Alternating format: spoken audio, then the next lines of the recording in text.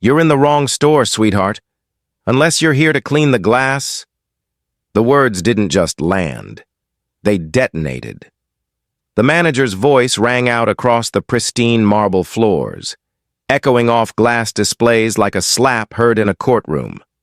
Silence blanketed the showroom as the atmosphere turned cold and clinical. Rachel Kim, the store manager, had said it loud enough for everyone to hear, the wealthy couple by the diamond bracelets, the young clerk nervously straightening the watch case, even the security guard by the door. But the woman she was speaking to didn't flinch. Dr.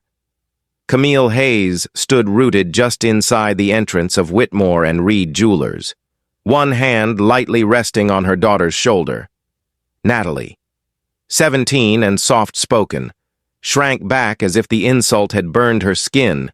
The air, once filled with soft classical music and the faint scent of sandalwood, now felt tight, judgmental, as eyes turned, not just to watch, but to weigh. But Camille didn't snap, didn't shout.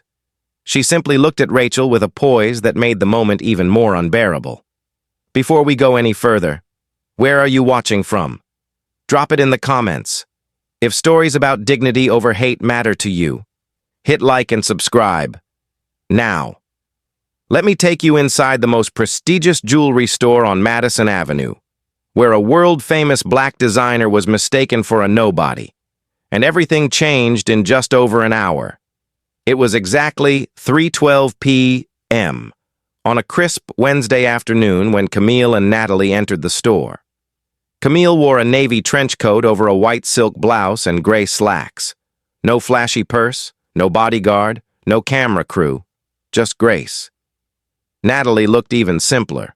A neat bun, light cardigan, sneakers, and a look of wonder only a teenage girl could carry as she gazed at the diamonds glittering under glass. They looked like a mother and daughter spending an afternoon in the city, because that's what they were, except no one in the store saw them that way.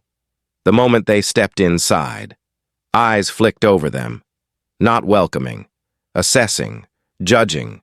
Karen and Douglas Whitmore, a wealthy white couple near the emerald earrings, had already started whispering. Karen's voice held that smug, overpronounced tone as she nudged her husband. "Oh, look, Doug." The help must have wandered off the freight elevator. Douglas chuckled as if it were clever. Camille heard it. Natalie heard it. So did Rachel, but she didn't say a word. Rachel approached with the kind of smile people use when they're trying to hide a sneer. "Welcome to Whitmore Reed," she said, her tone clipped and forced. "We have a private viewing room for preferred clients, and a general browsing section, over there, if you'd like to take a look." She gestured not toward the sapphire display or the platinum showcase, but to a single case by the wall marked "Seasonal Gifts." Camille simply replied, "We're here to look. Thank you." Natalie, spotting a delicate lilac pendant, a hand-blown Murano glass piece, stepped slightly forward, her eyes lighting up. But Ava Morales, a young Latina sales associate, intercepted her. "Actually, those are kind of, delicate." Her words stumbled. Her eyes flicked to Rachel, who had already started walking toward the sapphire rings at the center display. Camille moved with purpose. She stopped at the sapphire section, admiring a deep blue cushion-cut piece set in white gold. "I'd like to try this one. Please." Rachel blinked at her, then folded her arms. "That's from our executive collection," she said, letting the words hang like a velvet rope. "Usually reserved for members or clients with an existing profile." "And if I'd like to become one?" Camille asked calmly. Rachel gave a half smile. "Let's just say it's selective," before Camille could respond. Karen stepped closer again, the scent of expensive perfume clinging to her disdain. "It's cute that she brought her daughter along," she said to Douglas, loud enough for others to hear. "Let the girl dream, I suppose."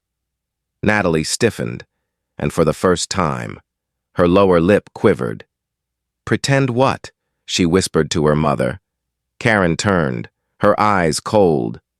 "Oh, sweetheart, it's just fun to look, isn't it? I used to play dress-up in stores, too, before I grew up." Camille kept her voice even. "We're not here to pretend. We're here to choose," Rachel scoffed, stepping between Camille and the glass case. "Let's be honest," she said in a low voice, still audible. "This collection isn't for everyone." The implication dripped from every syllable. Ava, behind the counter, froze. She looked at Camille, then at Natalie, and for a second, her lips parted as if she were about to say something. But Rachel shot her a glance, and just like that, Ava turned away. Camille's eyes didn't budge. Natalie looked like she might cry. Then, the door opened again. Jordan Wells stepped inside. He looked like any other customer. Coat, briefcase, quiet manner. But he was a journalist, and something about the energy in the store didn't sit right with him. As Karen started laughing, maybe a candy necklace would be more her speed. Jordan slid his phone out of his pocket and hit record. He kept it low, casual, but he didn't miss a second. Natalie took her mother's hand. "Let's just go, Mom." Camille didn't move. Her voice, when it came, was quiet. Still. "No, I'd like to speak to the owner." Rachel's smirk returned, full force. "He's unavailable. And you, ma'am, are clearly in the wrong place." That's when Ava gasped softly. Even Karen blinked. But Camille didn't react. She simply turned, eyes steady. As a door in the back of the showroom began to open, the hush in the room deepened. Jordan kept recording, and what happened next would change not only the course of that afternoon, but the way this store, and everyone in it, saw power, elegance, and identity, not loud, not angry, but undeniable. Camille stood still, her hand gently wrapped around Natalie's. The hush in the store was loud now, louder than the background music, louder than the clicking heels of Karen Whitmore pacing dramatically, louder even than the outrage quietly boiling under the surface of every judgmental glance. Camille wasn't here to argue. She wasn't here to beg for service. She was here to observe. And the ugliness was unfolding all on its own. Still, she tried, not for herself, but for her daughter, who had never seen this kind of public humiliation in such a gilded place. Camille turned back to the sapphire ring, the one in the executive collection, and asked Rachel calmly, "Is there a reason you won't let me try it on?" Rachel tilted her head, folding her arms across her chest as if to brace for something inconvenient. "I'm trying to protect you from disappointment," she said, a smile tugging at one corner of her mouth. "That ring is valued at over $85,000. We don't take it out for impulse browsing." The word impulse hit Natalie like a shove. She looked up at her mother, her lips tightening as her eyes glistened. "We're not here to browse," Camille said evenly. "And I know very well what sapphire is worth," before Rachel could fire back. Karen stepped closer again, her voice dripping with sarcasm. "It's adorable, really," she said, gesturing to Natalie.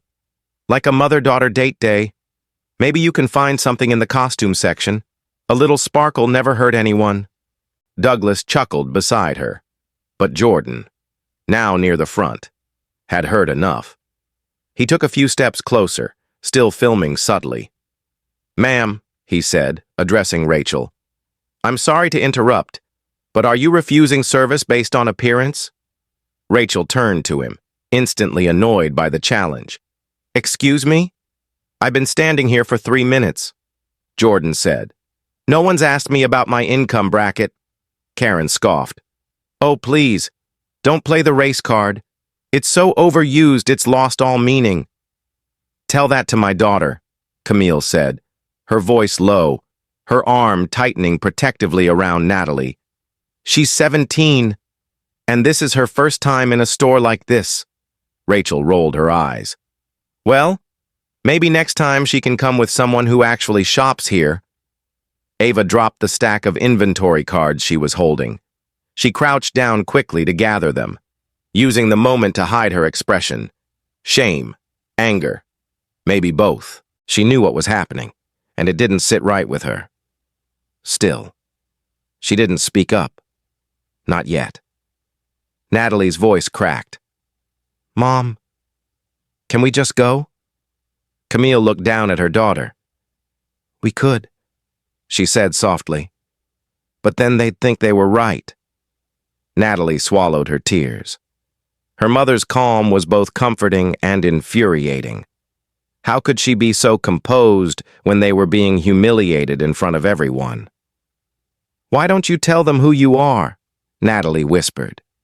Camille looked at her, then at Rachel, then back toward the frosted glass office at the rear of the store. Because I want to see how far they'll take it, she said under her breath. Because if we walk away, they'll just do it to the next girl. That's when Rachel stepped forward, signaling to Liam, the security guard. Without saying a word, Liam hesitated. He'd been watching the whole interaction, quietly, like always. He wasn't just a bystander, he was security. But even he seemed unsure whether what was happening warranted an intervention, or a witness. Rachel smiled tightly. I'm going to ask you one last time, she said. If you don't intend to make a purchase, I'll have to ask you to leave. We can't have people loitering around high-value merchandise, especially with a minor. Jordan spoke again. They're not loitering. She asked a question. You gave her a judgment. Sir, you need to mind your business. Rachel snapped. This is a private establishment, Karen added. It's not the subway. Not everyone gets a free ride. The store grew crowded. A couple more customers had wandered in, catching enough of the tone to stay quiet and pretend to browse. But everyone was listening. One woman, Denise Carter, a regular client draped in a cream shawl and layered gold bangles, walked over quietly to Rachel and whispered, You might want to rethink how you're handling this. Denise, Rachel said sharply, I've got it under control. Denise didn't respond. She just stepped back, folded her arms, and started watching like a juror waiting for closing arguments. Then, the door to the back office opened. Out stepped Thomas Reed, co-founder of the store and the man whose name hung next to Whitmore on the gold-lettered logo. His suit was understated but impeccably cut, and his eyes scanned the room with a businessman's instinct. Is there a problem out here? He asked. His voice wasn't raised, but it cut through the noise like a conductor's baton.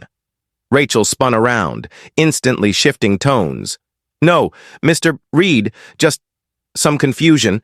A customer misunderstanding. Karen's voice chimed in. Thank goodness, we were about to leave. It's gotten a little tense in here. Thomas's eyes moved across the room, from Jordan and his quietly recording phone, to Denise's folded arms, to Ava's flustered stance behind the counter, but they settled on Camille, and that's when something shifted. His face broke into a slow, genuine smile.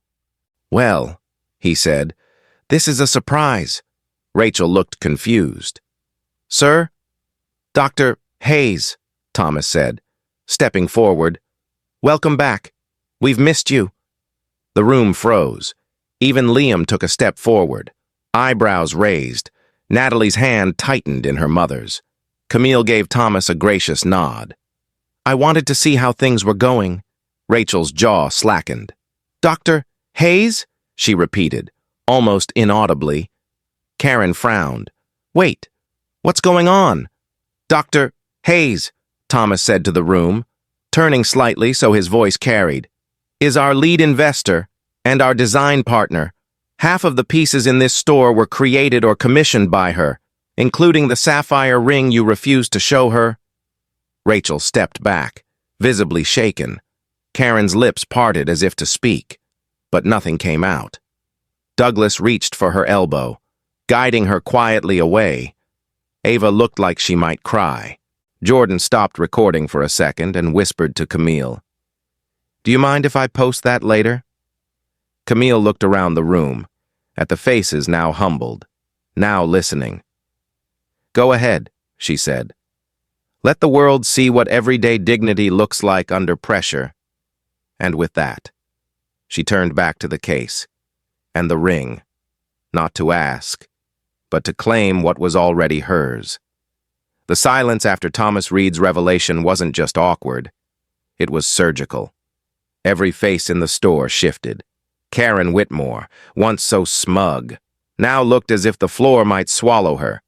Her husband Douglas tried to usher her away gently, but Karen stood frozen, eyes darting from Camille to Rachel, then to Thomas, and back again, as if searching for some logical escape route.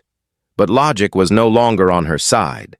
Camille didn't move. She didn't gloat, didn't grin, didn't raise her voice. She simply let the truth settle into the room like dust that had been disturbed. Her hands still rested gently on Natalie's shoulders, who, for the first time since they entered, stood tall. Rachel Kim, meanwhile, was unraveling. Her arms had dropped from their defensive fold. Her voice, once cold and commanding, now trembled with professional panic. "Mr. Reed," she stammered, I wasn't aware." But Thomas didn't acknowledge her yet. His eyes were still on Camille, and there was a familiarity there, not just respect, but admiration. "If I'd known you were stopping by," he said, "I would have cleared my schedule." Camille gave a soft nod. "I didn't want a welcome party. I wanted perspective." And that's when it happened. Rachel, in a last-ditch effort to reclaim some sense of control, turned sharply to Ava. "Can you take Miss Hayes to the viewing lounge?" Her voice was suddenly too cheerful, too desperate, like a hostess who just realized the VIP guest was actually the restaurant's secret critic. But Camille didn't move. She didn't budge. Instead, she gently reached into her coat pocket and pulled out a slim black card, a metal emblem embossed with the initials CH, her personal brand seal. She placed it on the glass countertop above the executive collection ring. "This ring," she said calmly, "was named after my grandmother, Clara, designed in her honor. You'd know that if you ever read our internal design memos." Rachel flushed red. I only manage front operations, not internal collections." "You manage more than the cases," Camille interrupted, her voice still soft but with a blade underneath. "You manage culture, first impressions, tone. Every customer who walks through this door, whether they look like money or not, gets filtered through your lens. And that lens today," she said, pausing as her eyes locked onto Rachel's, "was cracked." Karen's voice piped up again, trembling now. "But how are we supposed to know? You walked in here like what?" Camille asked without turning. The whole store was still. Even Jordan, who had resumed filming from behind a nearby display, paused his breath. Karen floundered. "Not like an owner." "Good," Camille said, "because owners shouldn't have to announce themselves to be treated with decency." At that, Natalie, still holding her mother's hand, stepped slightly forward, her voice steady for the first time. "And daughters shouldn't be mocked for asking to see a necklace." Ava suddenly moved, not to escape, not to shrink, but to stand beside Camille. "Dr. Hayes," she said, eyes glossy with regret. "I'm sorry. I froze. I knew what was happening was wrong. It's not about freezing," Camille replied, turning to her. "It's about choosing what to do when you thaw." The words landed hard. Ava nodded slowly. "Then I choose now." She turned to Rachel. "You don't speak for me." Rachel opened her mouth to respond, but Thomas raised his hand. "Enough." The word, though quiet, thundered in its authority. "Camille," he said, "would you prefer to speak in private?" Camille shook her head gently. "No. This started in public. Let's end it in public." She turned and addressed the store. "I asked to speak to the owner not to flaunt authority, but to test the integrity of this space. This store carries my vision, my brand, and my legacy. But today, that wasn't what people saw when I walked in. They saw color. They saw simplicity in our clothes and made assumptions. They decided we didn't belong. That has to change." Rachel took one hesitant step forward. "Dr. Hayes, I truly didn't know who you were. If I had, I never would have." "And that's the problem," Camille said, cutting her off. "If I had been a teacher, a nurse, an artist, if I had been anyone other than who I am, your behavior would have stayed the same, and that makes it worse." Rachel went quiet, visibly shaken. Natalie glanced up at her mother, pride filling her eyes. "You didn't yell," she whispered. "You didn't raise your voice." Camille looked at her daughter. "Justice doesn't always shout. Baby, sometimes it just shows up and stays standing."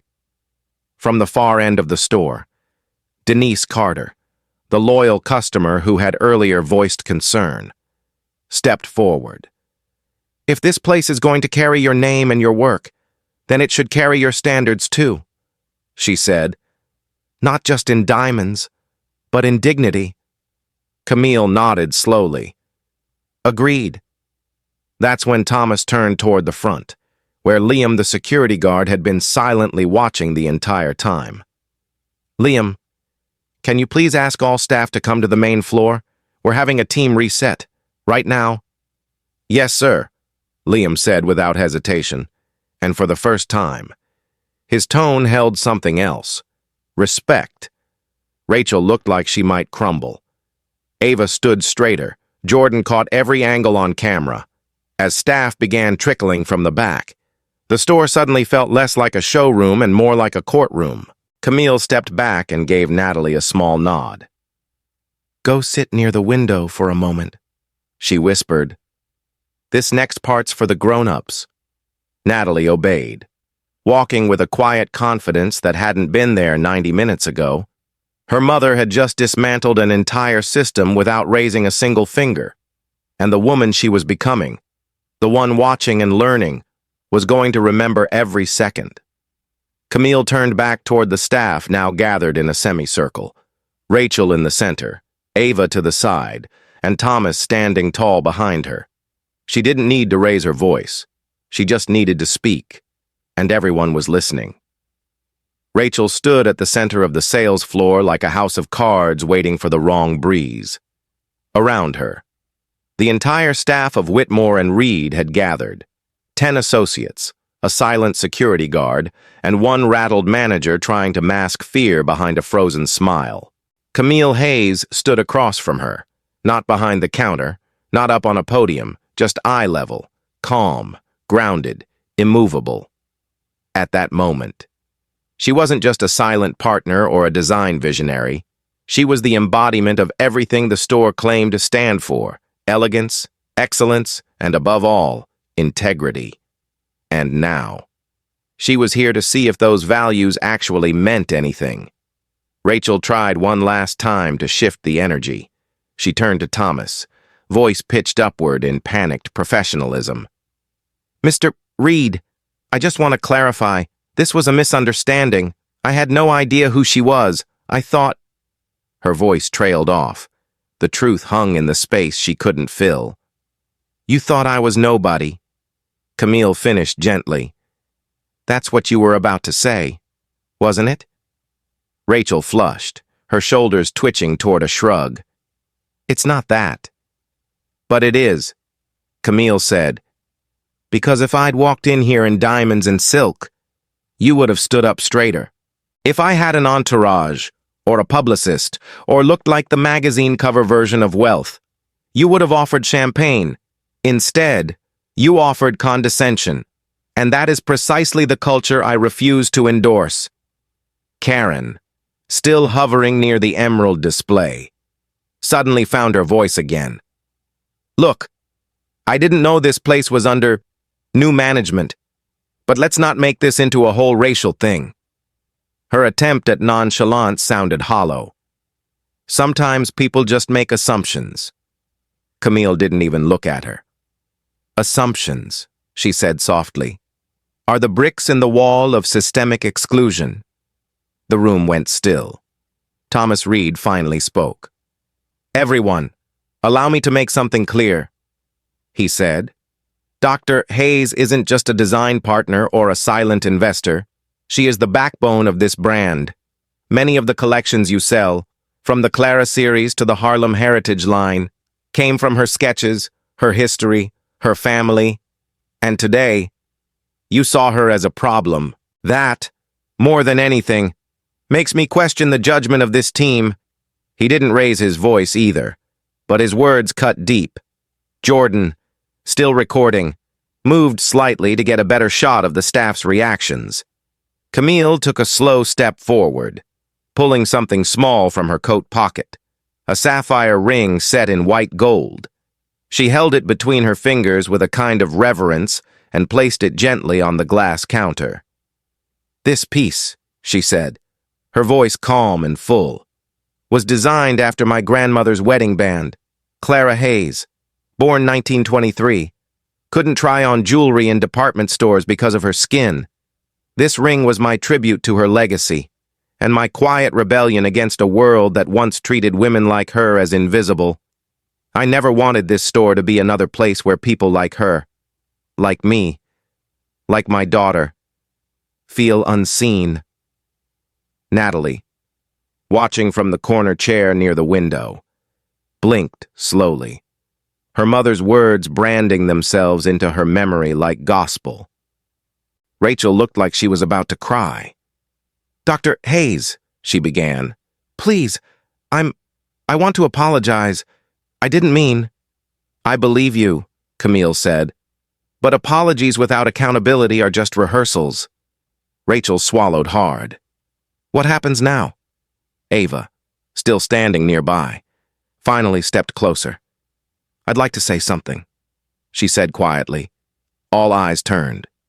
When Dr. Hayes and her daughter walked in, I felt it, that shift, that hesitation, and I said nothing. I looked away, because I didn't want to challenge the system I was standing in. But now I realize, if I stay quiet, I'm just part of it. She turned to Camille. I'm sorry, and I want to do better. I want to be part of the store you meant this to be.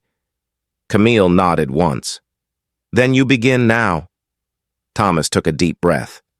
Effective immediately, he said. Rachel is suspended pending full review. Camille and I will be reevaluating all customer service protocols, implicit bias training, and how promotions are handled. And Ava, if you're still willing, I'd like you to assist in designing a new leadership mentorship program. Ava's eyes welled up.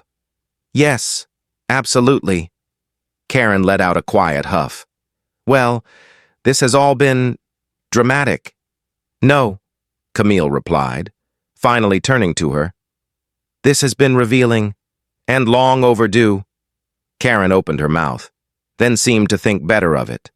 She clutched her handbag and left the store, Douglas close behind her, his expression unreadable. Jordan approached Camille, phone still recording. Would you mind if this clip went public? He asked. There's a bigger conversation here, and I think a lot of people need to hear it. Camille paused, then nodded. Yes, let them see it. Not for the scandal, but for the clarity. She turned toward Thomas. Shall we continue this in your office? He gestured toward the hallway. Please. As Camille walked away from the counter, Natalie rose from her chair and joined her silently. She reached up and took her mother's hand, squeezing it, not with fear, but with pride. Not because of what Camille owned, but because of what she stood for, behind them. The staff stood in quiet reflection, the old air of privilege and exclusivity having been pierced wide open, and somewhere between shame and awakening, something new began to settle in its place: accountability. Camille stood at the head of the long mahogany table inside Thomas Reed's private office, the very room where dozens of design meetings, brand decisions, and quiet celebrations had taken place over the years, many of them involving her work, though her name rarely appeared on press releases. But today wasn't about press or product. Today was about principle. Through the glass walls, the jewelry store outside had returned to a hum of motion, but inside this room, time felt slower, deliberate. Thomas sat at the far end, his reading glasses perched at the tip of his nose, hands folded as he waited. Ava Morales stood to the right, still shaken but now upright, determined. Rachel Kim sat near the corner, pale and silent, her earlier confidence shattered. And Camille? She didn't sit. She stood, not to tower, but because this moment wasn't meant to feel comfortable. "Before we begin," she said, her voice steady, "let me make something clear. I didn't come here to shame anyone. I came here to see who we really are. And what I saw today tells me that while this store sparkles on the surface, underneath, there are fractures." No one responded. Camille let the silence settle before continuing. The worst part of what happened on that floor wasn't just the judgment. It was the certainty with which it was delivered, as if someone like me couldn't possibly belong here unless I announced my worth first. That's not just about race. It's about assumption. It's about how we measure dignity. And it needs to change. Today, Rachel's hands twisted in her lap, her voice finally emerging, barely above a whisper. "I didn't know who you were. I swear. If I had, you would have treated me better," Camille finished calmly. "And that's exactly why your apology falls short. Because the problem isn't who I am. It's how you treat people when you think they're no one." Thomas nodded slowly. "Camille, I take full responsibility for not ensuring that our staff reflects the values we claim to uphold. When I brought you in as a silent partner, I told myself your designs were enough, that your vision would speak for itself.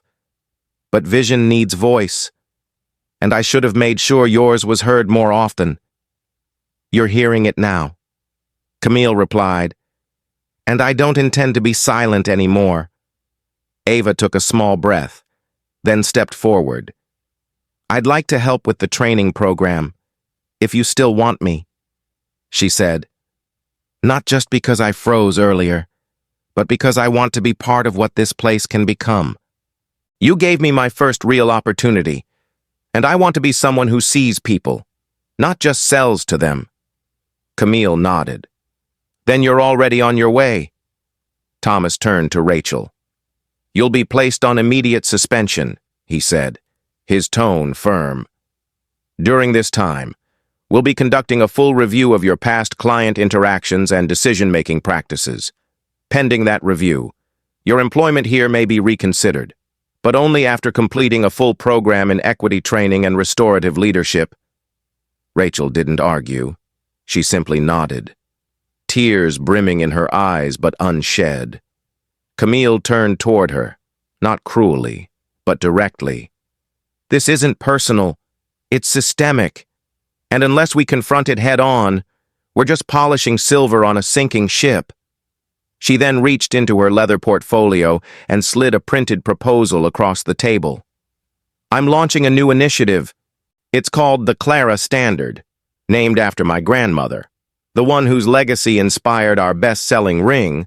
It will require all senior sales staff to undergo quarterly evaluations on inclusive practices, mystery shopper reviews, and cultural empathy workshops.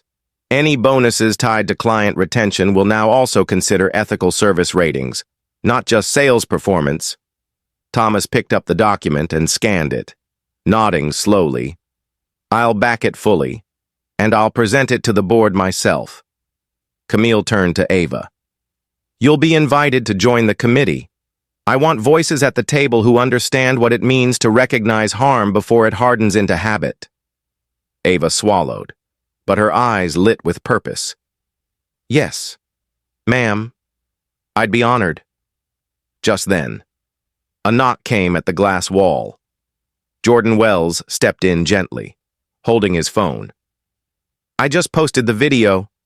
It's already picking up traction, and comments are flooding in. He paused, then added, Camille, people are calling this a masterclass in quiet strength. Camille offered a small smile, not of satisfaction, but of centeredness. Let them watch. Not for me, but for every girl who's been told you don't belong here just because she walked in with her head held high. Thomas rose. Camille, he said, there's something else I want to give you. He opened the drawer to his right and pulled out a folder. Inside was a proposal for a second store, a new branch planned for Harlem.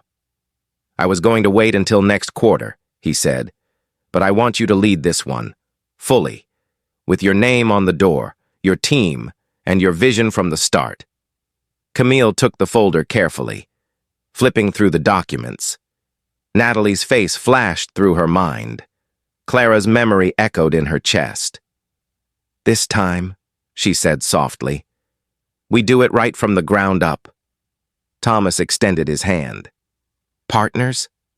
Camille shook it. Partners, she confirmed. As they walked out of the office, the energy in the store had shifted. The staff looked up, not with fear, but respect. Natalie stood near the counter, running her fingers over a new collection tray as Denise Carter smiled beside her. Karen and Douglas were long gone. The shame they left behind, that stayed, not as punishment, but as proof. Camille crossed the floor without looking back, her daughter beside her, and a future wide open in front. She hadn't raised her voice. She hadn't thrown a fit. She'd simply refused to disappear, and in doing so, she reminded everyone, dignity doesn't need permission. It simply arrives, demands nothing, and stays. Within hours of Jordan Wells posting the video, the internet erupted. The title read, Jewelry Store Manager Publicly Humiliates Black Woman Until She Finds Out Who Owns It. It took less than 3 hours for it to cross 1 million views. The clip showed everything. Rachel's dismissive tone, Karen's mocking laugh, Natalie's tearful whisper, and finally, Camille's poised, devastating truth. But it wasn't the drama that captivated people. It was the dignity. Camille didn't shout. She didn't seek vengeance. She simply held her ground. And now, the world was listening. Comment sections exploded with outrage, support, and personal stories. This is exactly what Black women face every day, and this is how you handle it with grace. Another read. She didn't raise her voice. She raised the standard. Thousands of viewers praised Camille's restraint and clarity, many tagging major brands, asking what policies they had in place for anti-bias training. Even prominent voices, actors, journalists, CEOs, began reposting the story with the hashtag #SheOwnsIt. Camille didn't respond publicly. She didn't need to. Her actions had already spoken loud enough. Instead, she spent that evening with Natalie in their apartment, sitting quietly on the balcony as the city lights shimmered below them. Natalie scrolled through the comments on her phone, amazed. Mom, people are writing to us from South Africa, London, Ohio, everywhere. She looked up, eyes wide. They're proud of you. Camille sipped her tea and gave a small nod. Good. But I hope they're proud of themselves, too. It means they recognize something in the moment. Something that matters. Natalie leaned against her. I'm proud of you, she said softly. Not because you own the store, but because you didn't yell. You didn't lose control. Camille wrapped an arm around her daughter's shoulder. Justice doesn't need a raised voice. Baby, it needs presence. It needs you to stand still, even when the world tries to erase you. The next morning, Whitmore and Reed issued a formal public statement, signed by Thomas Reed himself. It read, in part, "We failed. We failed to uphold the standards we claim to stand for. Dr. Camille Hayes is not only our partner, she is our moral compass. And yesterday, we ignored her reflection. That ends now." Alongside the letter, they announced the immediate launch of the Clara Standard, a comprehensive new training and accountability framework spearheaded by Camille, to ensure that no customer, no employee, would ever be devalued based on appearance again. Meanwhile, Rachel Kim was placed on administrative leave and began a mandatory restorative justice training course. Her name was never dragged through the mud online. Camille had insisted on that. "Accountability isn't revenge," she'd told Thomas. "It's a mirror. Let her choose whether to look into it." As for Ava Morales, the quiet sales associate who had frozen in the face of injustice, she was given a formal commendation and a new title, Leadership Fellow for Inclusive Practice. She was invited to speak at the first internal workshop alongside Camille, and this time, Ava spoke without shaking. "We're not just selling jewelry," she told the staff. "We're representing who deserves to wear it." Natalie, too, found herself transformed, no longer just a quiet teenager. She began journaling about the experience, eventually writing a piece for her school's newsletter titled, "What Dignity Sounds Like." In it, she wrote, "My mom didn't win by being loud. She won by standing still, by not shrinking, that day. She reminded me that style without substance is decoration. But dignity? That's eternal." When Camille read it, tears welled in her eyes for the first time since the incident. Not because of what happened in the store, but because her daughter had seen it, felt it, understood it. As the days passed, the store saw an increase in new customers, many of them first-time visitors who said they came because of the video. But what mattered more to Camille than foot traffic or sales was the shift in tone. Staff greeted every guest with respect, curiosity, and humility. No assumptions, no side glances, just honest service. For Camille, it wasn't redemption. It was a reset, a recommitment to the reason she invested in the brand in the first place, not just to sell jewelry, but to build a space where legacy, culture, and respect coexisted under glass and gold. And she knew this wasn't the end. It was only the beginning of what came next. 2 months later, the sun was shining on a crisp November morning as Camille stood before a modest stage draped in navy and gold banners bearing the inscription, "The Clara Foundation, Honoring Legacy Through Opportunity." It was the official launch of her scholarship fund for young women of color pursuing careers in jewelry design, arts, and entrepreneurship. The event was held in the rooftop garden of the soon-to-open second location of Whitmore and Reed, a boutique she had helped design from the ground up, this time in Harlem. Guests filled the space, community leaders, artists, students, local press, even a few of Camille's former mentors. The crowd wasn't flashy, it was intentional. And standing at the center of it all was Natalie, now visibly more confident, wearing a blazer over her usual cardigan, holding the mic with both hands. "My mom once told me," she began, glancing over at Camille, "that style without substance is just decoration, but dignity, that's eternal." A quiet wave of applause followed, not loud, but heartfelt, and Camille had to steady herself as tears welled gently in her eyes. Natalie continued, her voice clear and composed. "The Clara Foundation isn't just about money for school. It's about what happens when someone walks into a room and refuses to shrink.